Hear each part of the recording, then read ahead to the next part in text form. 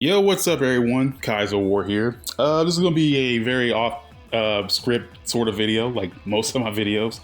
But I really want to talk about DNF Duel because we've reached a point where DNF Duel has finally released its final DLC character as of now. We don't know if they're ever going to get any more, but that's another topic we have to talk about in this video. So let's talk about DNF Duel.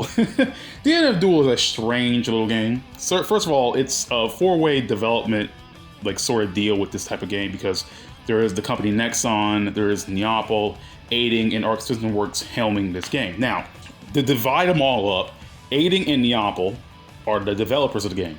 Aiding, we already know, developed several fighting games, and Neopol are the creators of Dungeon Fighter Online, or DFO, and they are a subsidiary to Nexon, who are the publishers. And Neopol have also published the global version of DFO. So there's those two are working on the game, mostly aiding, but Neopol seems to be having. Arc System Works are only there to provide visuals and supervision. So they're not even developing the game. They're just basically handing over the graphical look, to the game, right? They're just the graphics people. And then we got Nexon, the publishers, who, again, as I mentioned before, Neopol is a subsidiary to Nexon, and they're the ones who are publishing this game. Now, DNF Duel was released on PC, PS4, and PS5 in June of 2022, and it later got a Switch port in April of 2023, and its first season pass wasn't really a thing until March of 2023, so there's like almost a year gap between the release of the game on the original platforms that it was released on, and then the announcement of the season pass. And then obviously we got 5 characters in those season passes, that being Spectre, Brawler, Battle Mage, Monk, and Nin Master. And a lot of people were kind of, falling off the game around that time because it took so long for the season pass to even be announced. And I can understand why. You want like content now, and some fighting game companies basically announce their season passes before the game even drops. And as much as I hate that practice, it's just the norm nowadays, and it's just how things are now.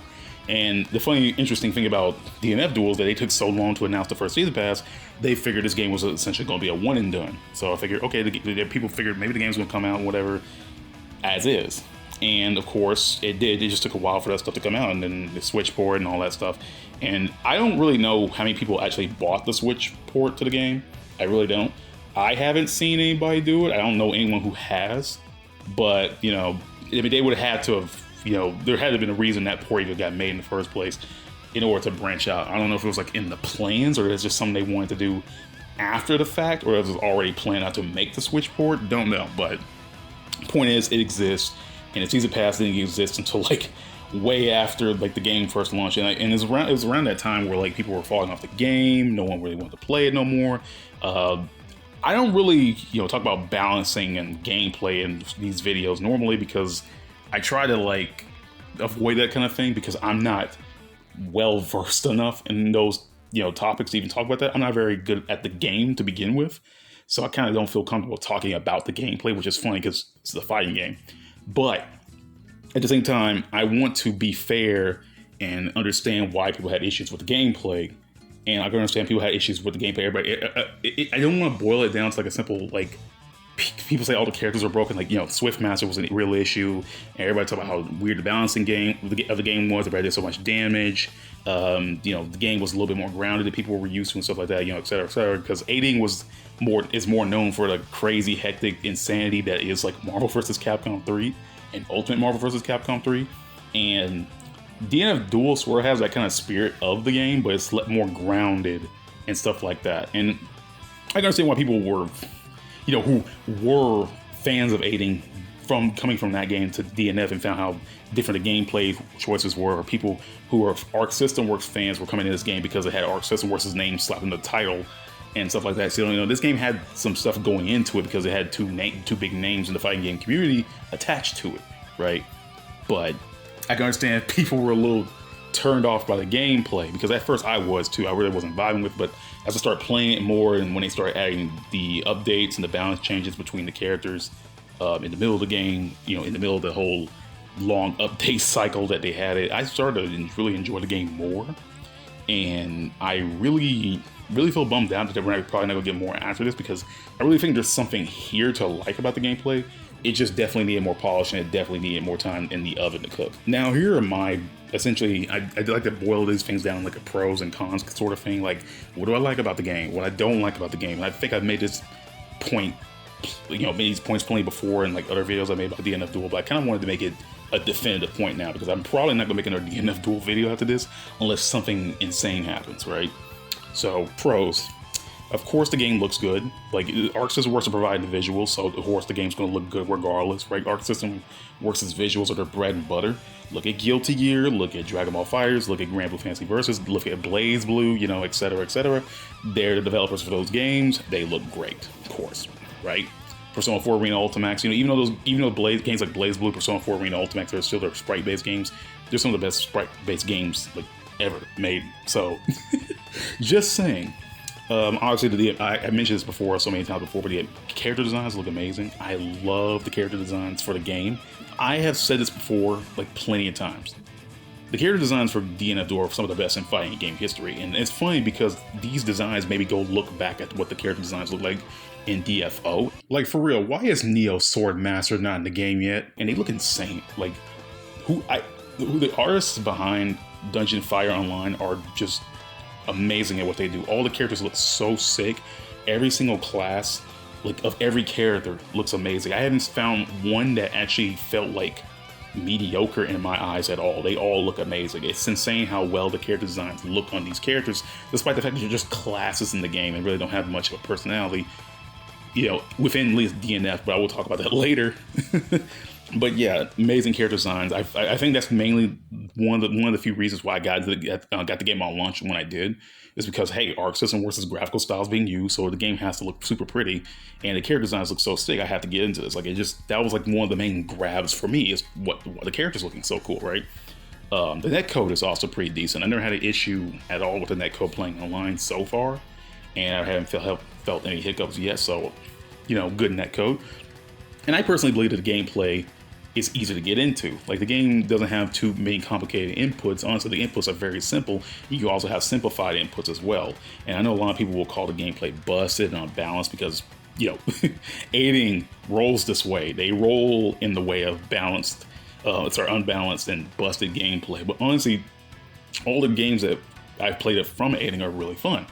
And I really feel like that translates well into DNF being a really fun game.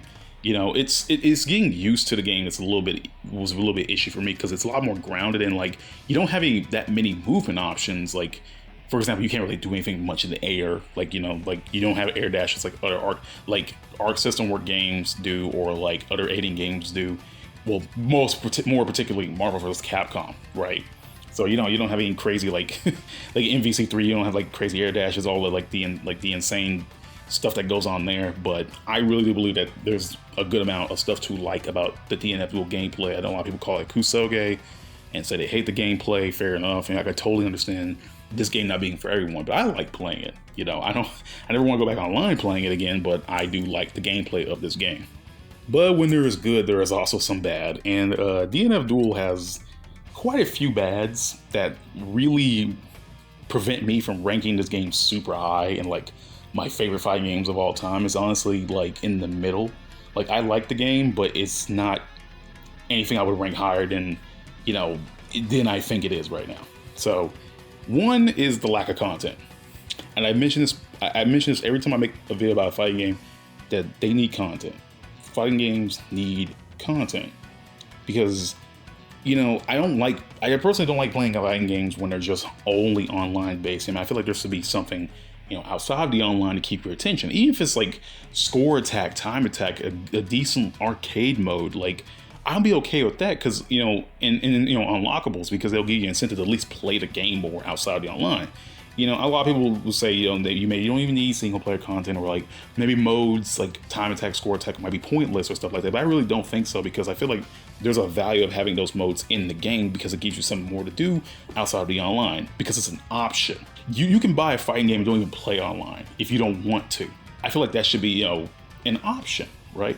Like, for example, me playing GranBlue Fantasy Versus, right? Or Melty Blood type Lumina, they have plenty of modes for me to goof around with outside of online. Hell, when I get tired and frustrated online, I can just go play one of those modes and calm myself down, then hop back into online. That's why why I mentioned stuff about Grand Blue Fantasy Versus Rising, and they have their little Grand Brews Fall Guys mode. I can play that while I'm, taking a break, and it actually really does help me out taking a break from online, so I don't have to get frustrated. But just calm down, take a break, play something else, right? But DNF Duel doesn't really have that. DNF Duel has story mode and arcade mode, and it has a survival mode, and I've mentioned survival mode tons of times in other videos where I just don't like survival modes. But at the very least, DNF Duel's survival mode gives you something to work with outside of just the literal wave after wave of wave, like wave after wave after wave after wave of enemy, like a bunch of other fighting games do. At least this one has buffs you can apply to and different courses you can work with in order to make it not like the lamest survival mode you've ever seen. At least it's something. At least it has some substance, but it's still not the best. Arcade mode is pretty much bare as hell. It's literally a basic 8 round fight until the character Lost Warrior at the end, which I honestly hate fighting that guy because he sucks. He's so cheap, and I get it. Fighting game needs to have their hard boss at the end of the mode, but I hate fighting Lost Warrior so much. He's so unfun to fight against. But at the very least, you can unlock the guy to play it. You don't have to go buy no DLC involving him, which is still good, right? But still, arcade mode doesn't have any more substance. It doesn't have any special dialogue. It doesn't have any nothing really to it. It's just the most basic arcade mode you could ever think of. And I played a lot of those arcade modes on my channel just for for content and to have fun with the game, because I really haven't fun with the game. That's one reason I even made so many arcade mode videos. But still. And then there's a story mode, which not really a fan of the story mode. You can't really skip stuff in the story mode. And the story mode it drags on way too long. Especially for every single character, excluding the DLC characters, it drags on far too long. And I think the story mode is just not interesting enough to keep my interest. It's just the story mode's fine, but it's not anything good, and it takes way too long to get through. And the fact that you can't even make it go faster is annoying. That's why I kind of stopped doing the story mode after a few characters, because it's a slog to get through. So yeah, that's another issue, just content, just lack of it. And then another thing that bums me about this game is the lack of character personality. And what I mean by that is that you got all these characters who are essentially representing the classes they are from the original DFO. The problem about it is they don't really have any good interactions between one another. They don't really feel like characters, just feel like placeholder fighters. They look great and they sound great in all languages. They look, and as I said before, they look amazing and they sound cool. But you don't really get any interaction between it. There's no personality between these characters that would make them super known in the fighting game space. You look at a cast of Street Fighter, you can see how well defined these characters are. Even though a lot of them are, some of them are one note, you can definitely just see the personality radiating off the character. Same goes for BlazBlue, same goes for Guilty Gear, same goes for Grand Blue, just I think most fighting games have already had this set in stone, but DNF doesn't have that. These characters are personality-wise, very boring. And again, they'll make me chuckle every now and then with a line they have, but they're boring. Personality-wise, they're very boring. They're very boring characters, and I really feel so sad about that because they look amazing. They're the best looking fighting game characters I've ever seen in my life, but they're just boring as actual characters.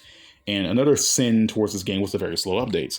And I remember seeing this video on YouTube that blamed Arc System Works and aiding for the development of this game, which is really stupid because Neopol and Nexon hold the rights to DNF and DFO.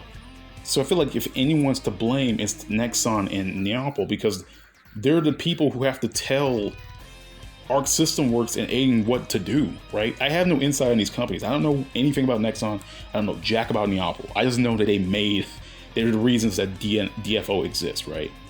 But they're the main ones who should be able to declare and provide the funding of what Arc System Works and aiding to do. They're Neopol and Nexon are the rights holders. They're the ones who tell Arc System Works and aiding and what to do and provide them the budget to do it, right? Arc System Works and aiding really can't do anything unless Nexon and Neopol's greenlight them to do when creating the game. I don't see why people blame Arc System Works, knowing that the fact that Arc System Works really had no involvement in this game outside just the visual stuff and maybe some minor technical stuff, but that's it. It's Nexon and Neopol's fault. And so, like, and you could definitely tell Arc System, if Arc System Works was in control of this game, you could definitely tell these updates would not be them. They're not the ones that stretch out games like this. I don't like. Again, they're not even involved with this. They're just the visual, and aiding is just a developer. They can't do anything unless Nexon and Neopol tell them what to do. So that just makes me mad because they're not the. I just don't understand why people will blame Arc System Works and aiding for something they're not even in control of. So we get into the possibility of a season 2 of DLC.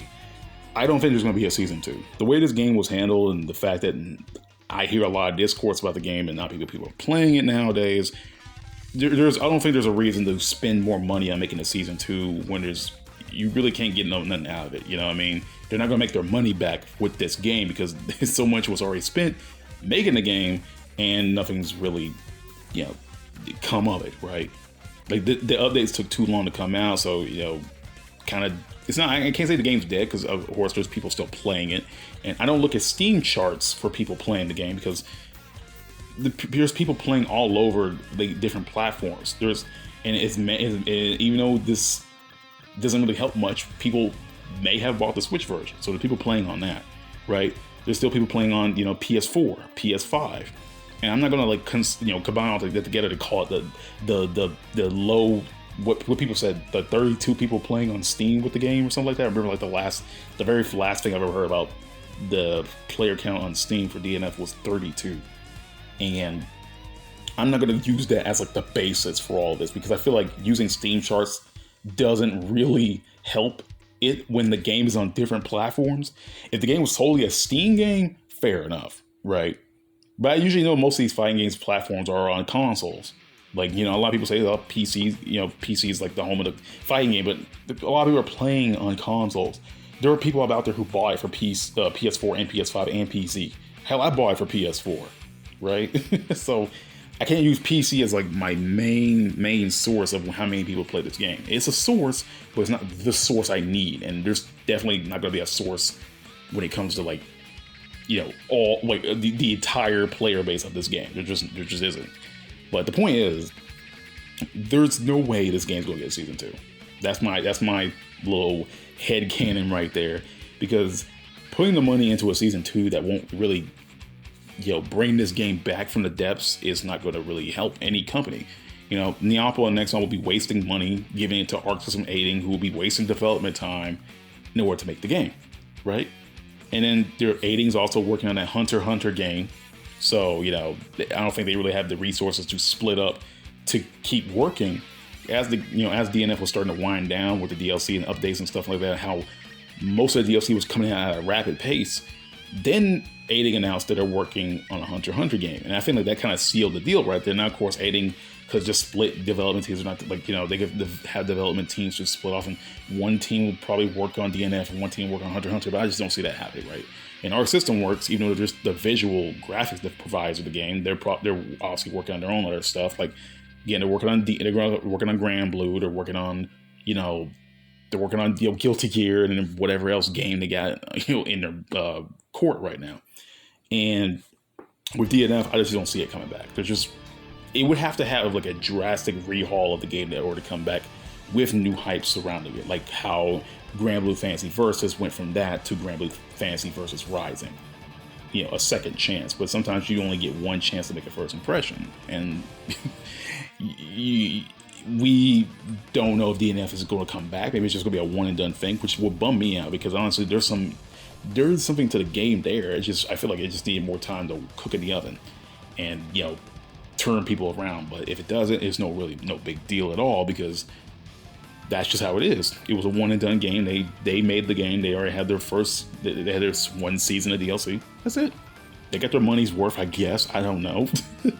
But yeah, DNF, sad game to me because it honestly could have been much better than it was if the people behind it, like the main IP holders behind it, actually like tried.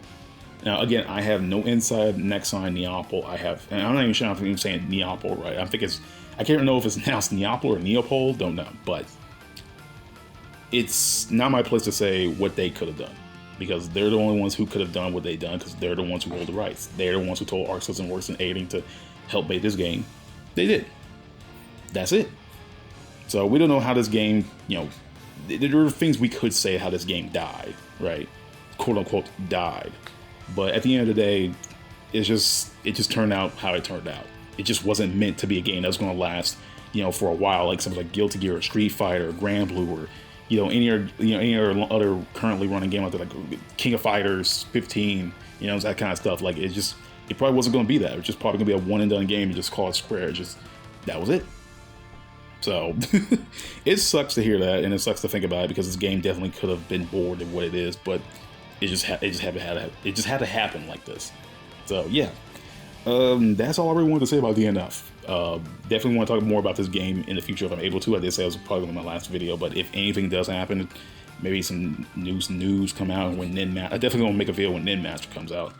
But that's it for DNF. I really think that's all I really have to say about this game for now until Nin Master drops. So yeah, see you all next time. Peace out, everyone. Hope everyone has a great day. I'm out, and I am tired.